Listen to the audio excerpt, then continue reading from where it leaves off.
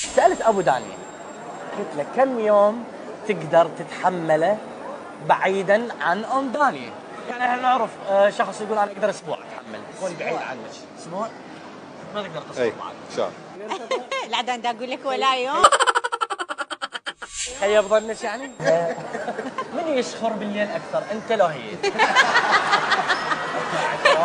إذا من كانت تشخر تبقى قاعد. اي انا قاعد. ضوجي من الشخير؟ اي اعتراف صريح، اعترف يقول اضوج من الشخير وهي تقول ما اضوج من الشخير. دائما المرأة هي المضحية. يا ام دانية، سألت ابو دانية بالموضوع قال لي انا وافقت مبدئيا. هو يوافق. شو توافق؟ راح نعتبر هذا العقد جاري ومفعول ما بيني وبين ابو دانية، يعني من بعد اذنك طبعا. ما يوقع. تفضل. ما يوقع لا. بس اسمحي لي خلي احكي لك الفكرة. ممكن انه تقنعيه بالبيت. شلون؟ ما يوقع اصلا بالبيت.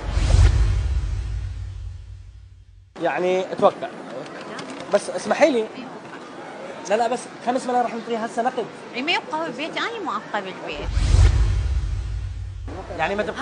ها 5 ملايين ضوجني. يعني بس اسمحي لي، هو الزواج انت ضد فكره الزواج الثاني؟